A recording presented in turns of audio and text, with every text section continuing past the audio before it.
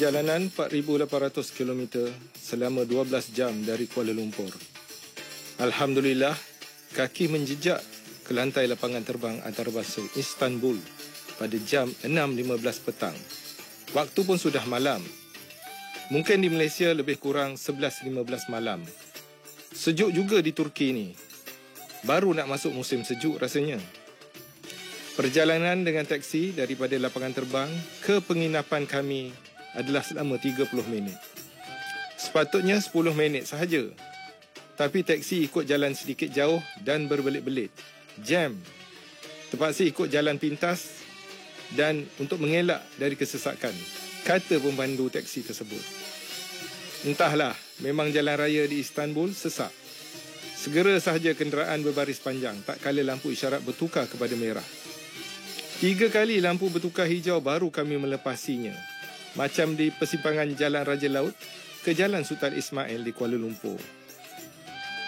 Menyusuri jalan dan celah-celah lorong apartmen seperti melalui kawasan perumahan Sentol atau flat Bandar Tun Razak di Kuala Lumpur. Senja di Istanbul sesak. Cara pemanduan orang di sini lebih kurang gaya tidak sabar. Seolah-olah ibarat sesetengah pemandu di Kuala Lumpur. Mengeluh sambil menghentak-hentak ke steering. Sekejap melaraskan sistem audio, sekejap mengomel dalam bahasa Turki yang aku pun sendiri tidak faham. Aku cuba mengajak berinteraksi dalam bahasa Inggeris. Berbual lebih panjang sedikit.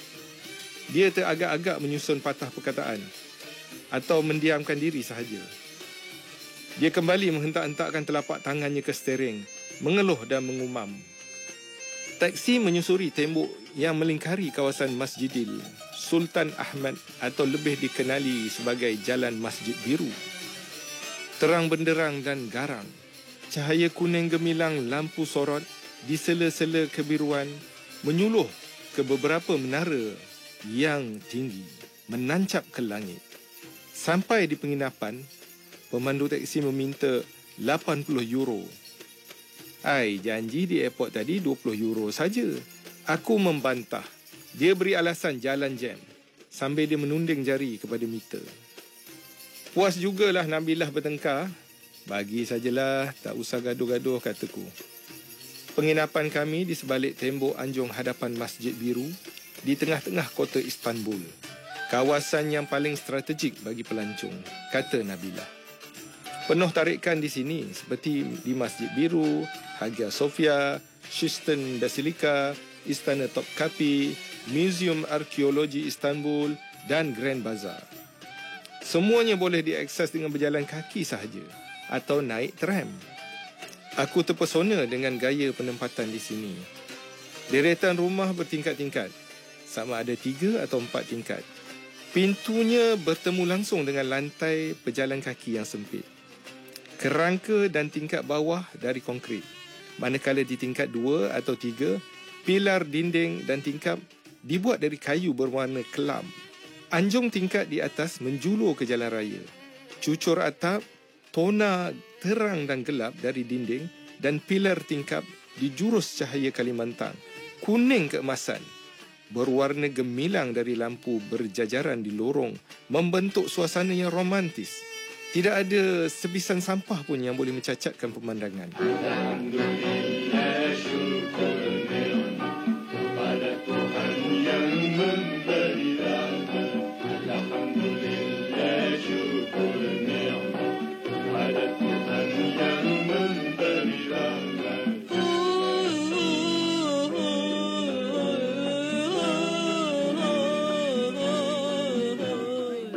Alhamdulillah, syukur nikmat kepada Tuhan yang memberi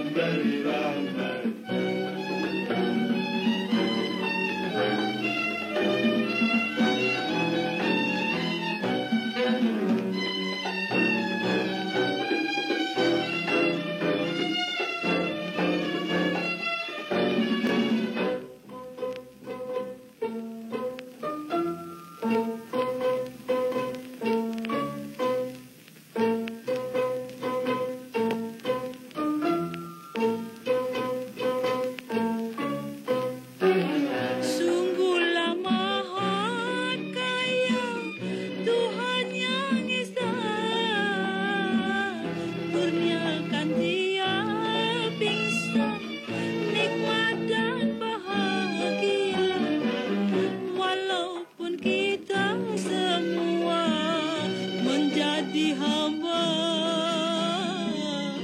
tapi merdeka hidup dia.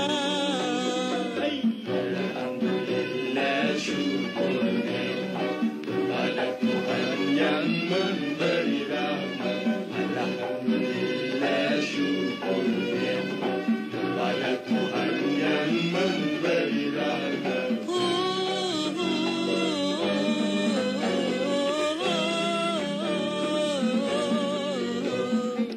Alhamdulillah, syukur nikmat kepada Tuhan yang memberi rahmat.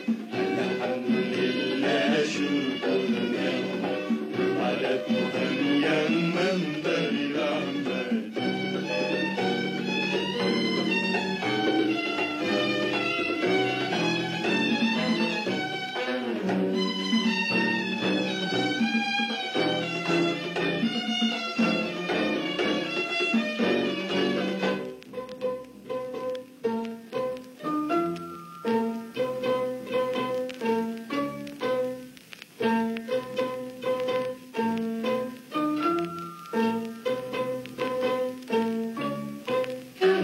Sungguhlah maha kaya Tuhan yang Esa,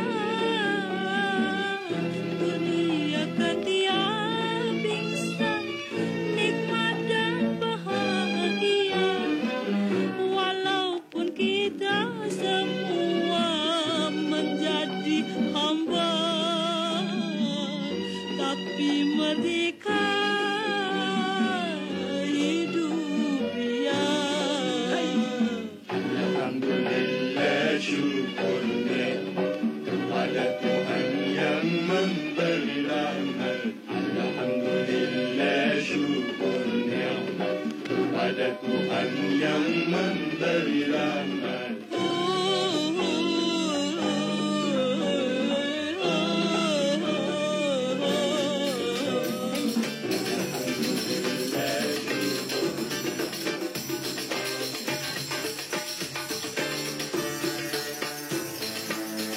Anzac Wooden House.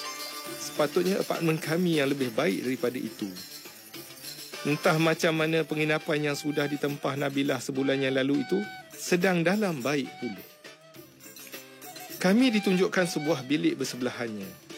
Pemuda yang ditugaskan bertanggungjawab menunggu kami itu menawarkan biliknya yang sangat sederhana, yakni satu bilik tidur dengan 2 katil.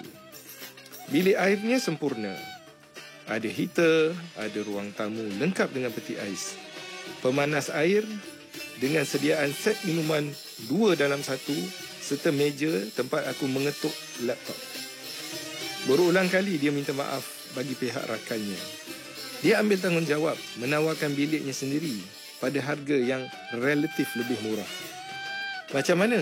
Isteri aku bertanya padaku. Nabilah mula naik angin. Aku kata, okeylah, tak adalah teruk sangat. Asal boleh merebah belakang. Bilik air sempurna, ada kelengkapan, ada minuman panas dan sejuk. Okeylah tu. Kami pun bersetuju dengan bilik tersebut. Pemuda itu meminta sedikit masa, iaitu lebih kurang 7 minit untuk mengemas bilik tersebut. Seperti sediaan sebuah bilik hotel, tidak ada bintang. Bolehlah apa nak buat. Tidak perlu tunggu lebih lama, kami bingkas mencari kedai makan. Menyusuri lorong sempit yang hanya boleh dilalui kenderaan sehala sahaja, sama ada dari belakang atau dari depan. Pelantar jalan kaki diperbuat daripada batu cobblestone, tersusun tenggelam timbul. Sukar rasanya untuk mengatur langkah. Berjalan perlu hati-hati, menjaga persendian lutut. Tidak sukar menemui restoran halal. Banyaknya kedai-kedai makan yang menjual makanan Arab dan Turki. Tapi kami dapati terdapat botol-botol arak dan gelas minuman yang bergantungan, berdiri dan baring. Ada juga kesan-kesan arak tumpah di meja. Lalu kami mencari kios atau restoran yang kami lebih yakin suasana sucinya. Mendekati sahaja kios, sudah terkesan aura rempah, kebab dan roti Turki. Pelayan restoran keseluruhannya lelaki melambai-lambai mempelahu kami singgah. Ada yang mengekori kami menawarkan menu mereka sampai ke kedai bersebelahan. Kami singgah di sebuah kios yang sederhana besar. Padat pengunjung sekitar 100 orang. 8 atau 10 orang menghadap pada sebuah meja. Ada yang sedang berhohoh-hohah menghisap shisha dalam kumpulan 20 orang di suatu meja panjang. Ramai yang sedang asyik memegang paip hogah. Yang lain mengebas-ngebus asap yang menyerbu ke muka sambil ketawa. Ada yang terkinja-kinja. Asap dari hogah diterjah lampu merah, hijau, biru, ungu memenuhi ruang. Terasa sesak nafas ni. Tapi kerana perut sudah lapar, singgahlah juga menikmati kebab dan kopi Turki. Isteri aku minta nasi seakan-akan nasi biryani.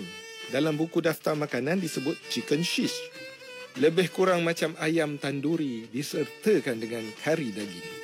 Aku pesan roti yang berintikan bayam, seolah-olah seperti roti capati. Tetapi di sini dimasukkan di dalamnya bayam-bayam yang diiris-iris hancur, dicecah dengan sambal Turki, iaitu kacang pol dimasak macam kuah dal pekat. Apa rasanya? Tawar dan kekar rasa daun bayam mentah. Harus aku jadi Popeye nanti. Selasi dengan titisan embun membasah kegersangan. Ku belaikan kekasih dengan rindu terhimpun mencurah kasih sayang. Ku sunting kemesraan di tangkai hatimu, harum kesucian. Kau hulurkan tanganmu menyambut hadirku dengan kesyukuran. Kau sentuhi hatiku dengan kelembutan mata dan serokan.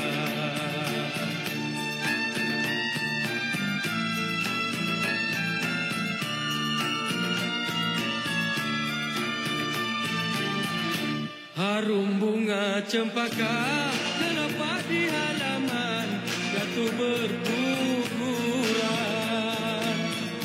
Benarkah engkau jua merasa kehangatan cintaku yang menular? Ku lempar keresahan yang membalut rasa jauh dari sukma. Ku ukirkan senyuman mewarna hatimu dalam mata luka. Walau musim berganti, cintamu abadi selalu melatih.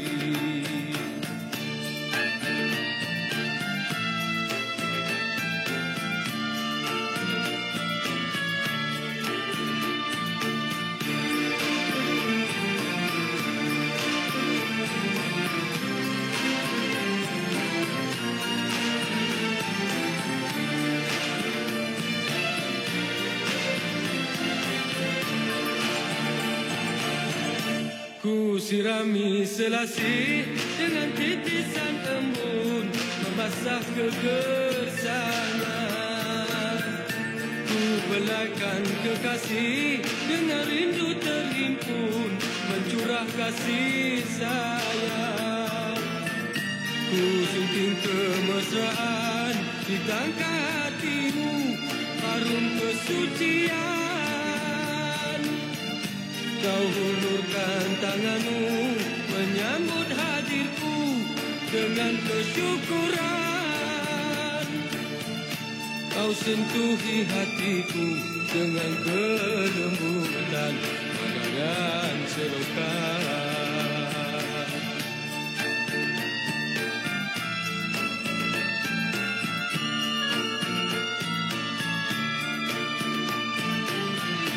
Harum bunga cempaka terlepas di halaman, jatuh berguguran. Benarkah engkau jua merasa kehangatan cintaku yang bermula? Ku lempar keresahan yang membalut rasa jauh dari sukma.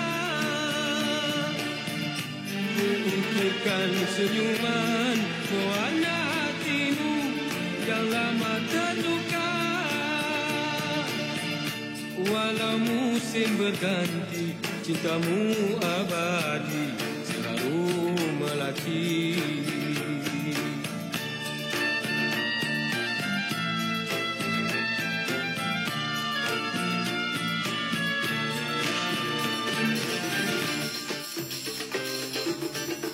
Di pentas sedang bergentayang tarian sufi yang lemah gemalai, diiringi pemuzik yang memainkan alat muzik Turki.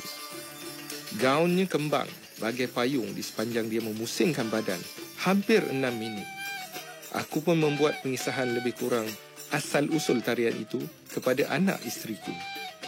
Tarian ini dari Maulana Jalaluddin Ar-Rumi, filsuf dan penyair Turki. Ini tarian sebagai metafora atau tafsiran kehidupan di dunia, seperti bumi yang berputar mengelilingi orbitnya. Dikatakan di saat Rumi memutarkan diri, habis emosi dan hambatan duniawi keluar dari dirinya. Ekspresi penyatuan rasa cinta kasih sanubarinya kepada Khalik yang tinggal hanyalah kerinduan hamba kepada Yang Maha Tinggi, Ya Rabbi. Gerakan tubuh memutar berlawanan putaran jam. Gerakan tercipta didakwa bukan sebarang cetusan si penari. Penari akan disebut darwish itu terus berpusing mengikut aturan muzik. Sang darwish mendepangkan kedua tangan hingga melepasi kepala. Setelah puas begitu, dia berpelukkan tubuh pula, memaut sebelah tangannya ke bahu dan sebelah lagi bersilang di pinggang. Dia terus berpusing sambil melengguk-lenggukkan tengkuknya. Miring kepala ke kiri atau ke kanan menjadi lebih ketara oleh songkok terbus yang tinggi itu. Berwarna kelabu atau merah menyerkup di kepala. Makin lama putaran itu kian laju dan syahdu. Kostum tariannya yang lebar melekat di badan berkibar mengembang bagaikan payung. Tarian ini memerlukan tawajuh yang tinggi. Kabarnya Jalaluddin Rumi mula menemui tarian ini tak kala guru sufinya Syamsuddin Al-Tabrisi meninggal dunia. Dalam tafakur sedih kala kematian tuan gurunya itu, Rumi berekspresi bahawa tujuan hidupnya hakiki ialah mencari Tuhan. Fana dia dalam zikirnya hinggalah dia terbangun membuat putaran simbiosis mencari Tuhan. Sejak itulah dia akan mengitari orbitnya, lalu zikirnya naik ke maqam. Yang berhohah menghisap shisha terus berhohah dengan teko hogahnya. Kami terus menikmati hidangan Turki sambil mata berkelip memahati darwish yang menggayakan tarinya. Ini adalah antara coretan kami semasa berpetualangan di bumi Turki. Bila